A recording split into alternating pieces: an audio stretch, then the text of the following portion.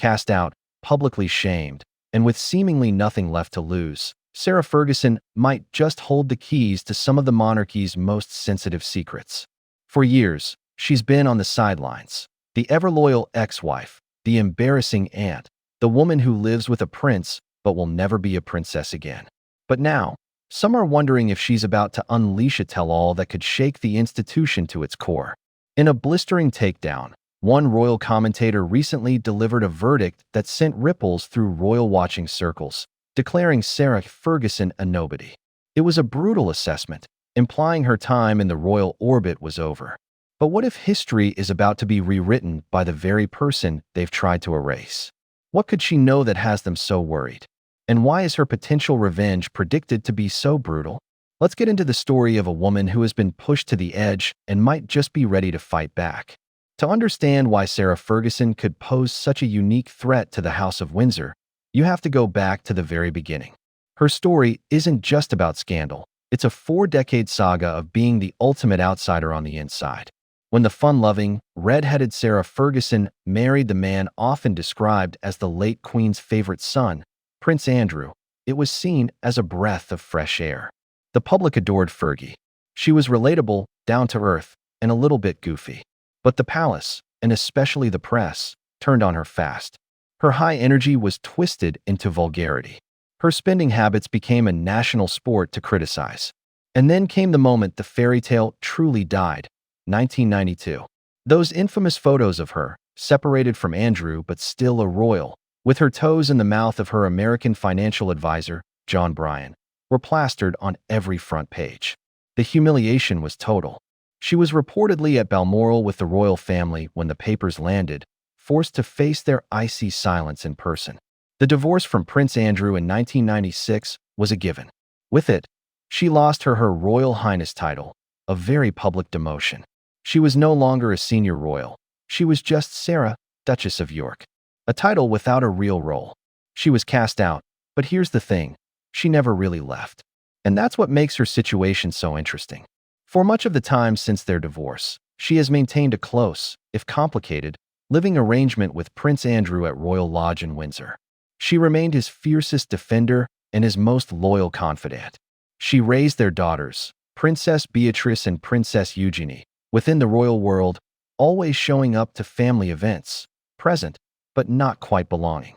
She was like the ghost at the banquet, a constant reminder of scandals past, all while new secrets were likely unfolding right under her nose. She may have lost her official position, but she kept her front-row seat to all the drama. For decades, Sarah Ferguson has been the ultimate royal insider-outsider. Living under the same roof as Prince Andrew meant she wasn't just hearing rumors. She was in the room where it happened. The big question has always been, what did she see? And what does she know? Just think about her unique position. She was married to a prince who has since become the monarchy's biggest liability.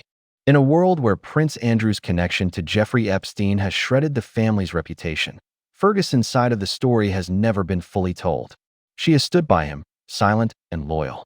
But loyalty has a price, and many wonder if it also has an expiration date. Then there's her relationship with Princess Diana. They were friends before they were royals, navigating the palace maze together. They were the merry wives of Windsor, two outsiders who married into the firm and were, in many ways, chewed up and spit out by the same machine. While their friendship had its ups and downs, no one else understood the pressure Diana was under quite like Fergie. What did they really talk about in private? Ferguson is one of the last people alive who could offer personal insight into Diana's world, a story that remains a global obsession and a potential headache for the carefully managed royal narrative. Some commentators have also suggested that even Harry and Meghan might be worried about a Fergie tell-all. Ferguson's daughter, Princess Eugenie, has stayed close to Prince Harry. This connection gives Ferguson a rare view into the Sussexes' side of the family breakdown. Tabloid speculation suggests the Sussexes would be terrified of an alternative version of events emerging, one that could challenge the story they've worked so hard to control. For years, Ferguson has been the keeper of these secrets, watching scandals come and go. The palace managed to keep her just close enough to ensure her silence. But recent events suggest that fragile peace might be about to shatter. Every story of revenge has a tipping point, and for Sarah Ferguson, it may have just arrived. The last few years have seen her dragged back into the one scandal she can't escape: her own links to Jeffrey Epstein. The bomb that went off was the resurfacing of a 2011 email. After publicly calling her involvement with Epstein a gigantic error of judgment, reports revealed that Ferguson had sent him a private email just weeks later. In it, she reportedly called him a steadfast and generous friend and offered a humble apology for her public statements. Her spokesperson later claimed the email was only sent after Epstein made a threatening, Hannibal Lecter-style phone call, but the damage was done. To many, it looked like unforgivable hypocrisy. The fallout was swift and brutal, unfolding over the following months. The charities she had spent years building up as part of her public comeback began to distance themselves. Julia's House, a children's hospice, said it was inappropriate for her to continue as a patron. The Natasha Allergy Research Foundation and Prevent Breast Cancer also cut ties. Perhaps the biggest blow was losing her patronage with the Teenage Cancer Trust, an organization she had supported for decades. Then, in early 2026, it was announced that her own charity, Sarah's Trust, would be closing for the foreseeable future, a decision made public right as new Epstein-related files were emerging. This wasn't just a professional problem. It was the demolition of the public identity she had so carefully rebuilt. In the midst of this collapse, royal commentator Andrew Pierce delivered his crushing verdict on a podcast. He declared that in royal circles, Ferguson is a nobody. She doesn't exist. He claimed she was hanging her head in shame and that there was no way back for her into high society. To be called a nobody after decades of fighting for a place at the table is the ultimate insult. Stripped of her charities and publicly dismissed, Sarah Ferguson might finally have nothing left to lose. And a person with nothing to lose is someone the monarchy might want to worry about.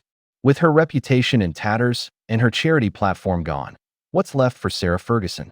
For someone who has openly struggled with finances for most of her life, the answer might be the one asset she's never truly cashed in: her story.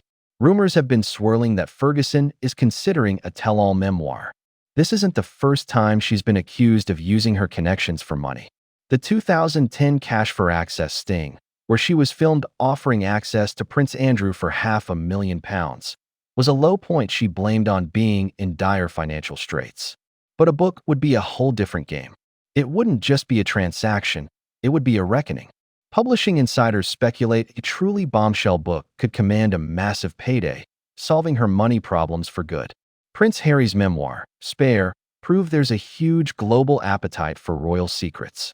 However, some unconfirmed reports in early 2026 suggested that major U.S. publishers had rejected a pitch for a memoir, apparently worried about being seen as enabling her to cash in on the Epstein scandal. But that rejection might just make her more determined to find a platform willing to publish it. The fear within the palace is the subject of intense tabloid speculation, with anonymous sources claiming senior figures are warning her not to go rogue. There are even unconfirmed rumors that she's being told her life will be funded if she agrees to stay quiet. Royal author Andrew Loney has openly speculated that Ferguson may be trying to negotiate for a royal pension in exchange for her silence. It's a classic royal strategy: by the silence. But would it work this time? The game has changed. The public's view of the monarchy has shifted. After Harry and Meghan's interviews and the ongoing scandal around Prince Andrew, the firm is more vulnerable than ever. A book from Ferguson wouldn't just be another royal memoir. It would be an account from someone